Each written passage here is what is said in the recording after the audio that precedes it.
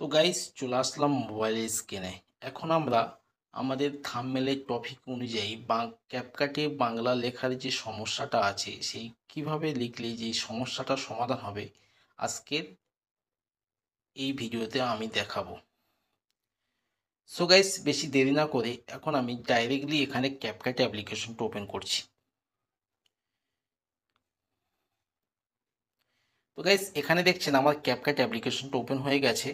আমি জাস্ট এখান থেকে নিউ প্রজেক্টে ক্লিক করছি। তো আপনারা কি করবেন, নিউ প্রজেক্টে ক্লিক করার পরে আপনার ডাইরেক্ট গ্যালারির মধ্যে চলে আসবে। আপনারা এই গ্যালারি থেকে আপনাদের যে কোনো ব্যাকগ্রাউন্ড ইমেজ একটা নিয়ে নেবেন। তো আমি এখান থেকে একটা ব্যাকগ্রাউন্ড ইমেজ নিয়ে নিচ্ছি, নেওয়ার পরে এখানে অ্যাডে ক্লিক করছি। তো গাইস এখানে দেখছেন আমার ব্যাকগ্রাউন্ড ইমেজটা ক্যাপকাটের মধ্যে চলে আসলো। এবার আমার যে কাজটা করতে হবে, নিচে দেখছেন অনেকগুলো অপশান আছে, আপনারা একটু ডান দিকে বাম দিকে স্ক্রল করার পরে এখানে একটা অপশান আছে দেখছেন রেশিও। তো আপনারা এই রেশিও অপশানে ক্লিক করবেন, করার পর এখানে দেখছেন অনেকগুলো রেশিও আছে। আপনারা আপনাদের ভিডিও সাইজ অনুযায়ী এখান থেকে যে কোনো একটা রেশিও নিয়ে নেবেন। তো আমি এখান থেকে দেখছেন এই যে 60:9 যে রেশিওটা আছে, আমি এই রেশিওতে ক্লিক করছি। তো গাইস এই রেশিওতে ক্লিক করার পরে আমার ব্যাকগ্রাউন্ড ইমেজটাকে আমি দুটো আঙুলের সাহায্যে এটাকে আমার মোবাইলের ফুল স্ক্রিন করে নিলাম। নেওয়ার পর এখানে রাইটে ক্লিক করে আমি বেরিয়ে আসছি।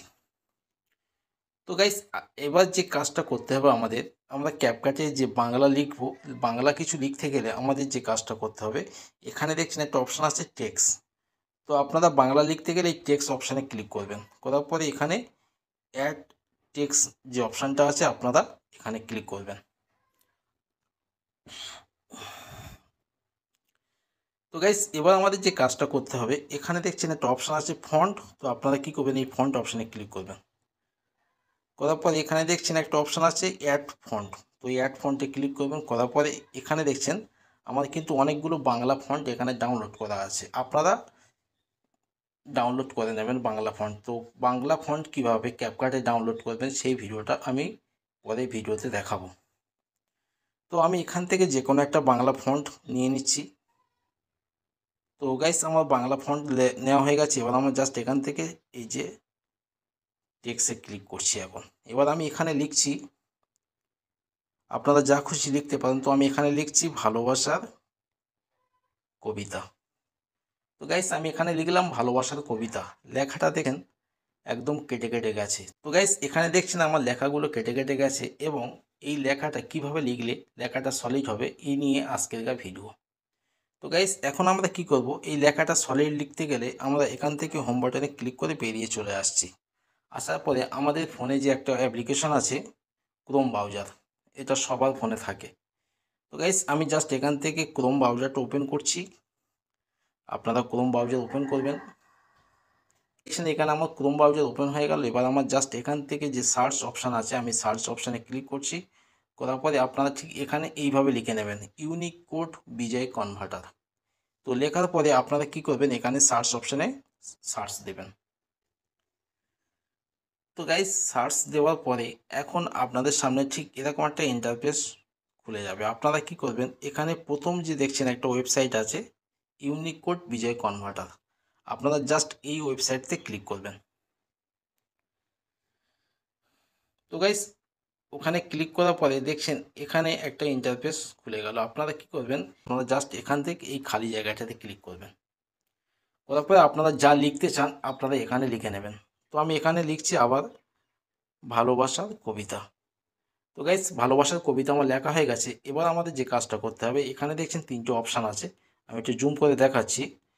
তো এখানে দেখছেন প্রথম যে অপশানটা আছে লাল, ইউনিক কোড থেকে বিজয়, বিজয় থেকে ইউনিক কোড, এবং লাস্ট এটা আছে ডিলেট। তো আপনারা কি করবেন, এই যে প্রথম যে অপশানটা আছে ইউনিক কোড থেকে বিজয়, আপনারা এখানে ক্লিক করবেন। করার পরে এখানে দেখছেন কিছু হিজিবিজি লেখা হয়ে গেছে। আপনারা কি করবেন, এই হিজিবিজি লেখার উপরে একটু ট্যাপ করবেন, করার পরে এটাকে এখান থেকে কপি করে নেবেন। তো আমি এখান থেকে কপি করে নিলাম। নেওয়ার পরে আমরা এখানে হোম বাটনে ক্লিক করে আমি চলে আসলাম। আসার পরে এবার আমরা আবার ফের ক্যাপকাট অ্যাপ্লিকেশনটা ওপেন করছি। তো গাইস এখানে ক্যাপকাট অ্যাপ্লিকেশন ওপেন করার পর এখানে আমি রাইটে ক্লিক করছি, করার পরে আমি আবার এখানে অ্যাড টেক্সটে ক্লিক করছি।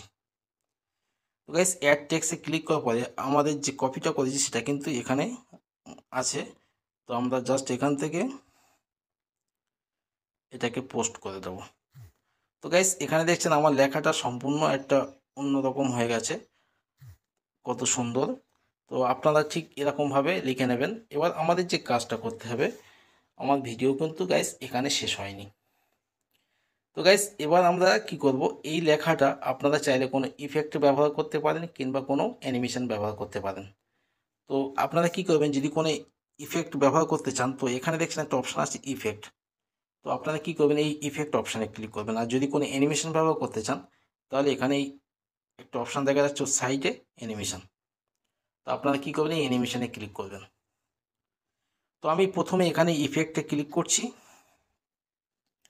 তো গাইস এখানে দেখছেন অনেকগুলো ইফেক্ট কিন্তু আছে, তো একটু সময় নিচ্ছে।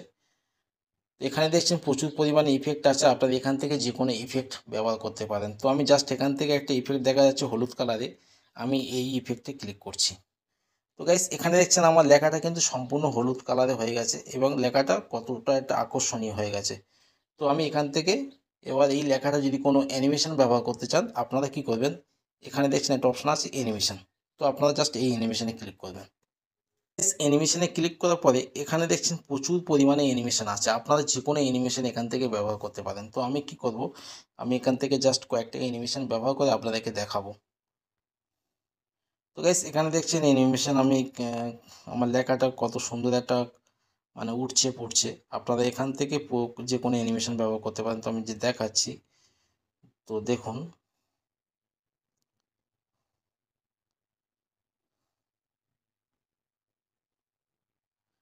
তো গাইস আপনারা চাইলে এইরকমভাবে আপনারা অ্যানিমেশন ব্যবহার করতে পারেন। তো গাইস আশা করছি এই ভিডিও দেখার পরে আপনি সম্পূর্ণটা বুঝতে পেরেছেন ক্যাপকাটে বাংলা কিভাবে লিখলে লেখাটা সলিড হবে। তো গাইস ভিডিওটা যদি ভালো লাগে চ্যানেলটিকে সাবস্ক্রাইব করে সাথে থাকবেন এবং পাশে থাকা বেল আইকনটি অন করে দেবেন এবং ভিডিওতে একটা লাইক দিয়ে ভিডিও তৈরি করার উৎসাহ দেবেন। তো গাইস আজকের ভিডিও এতটুকুই ছিল, সবাই ভালো থাকবেন, সুস্থ থাকবেন।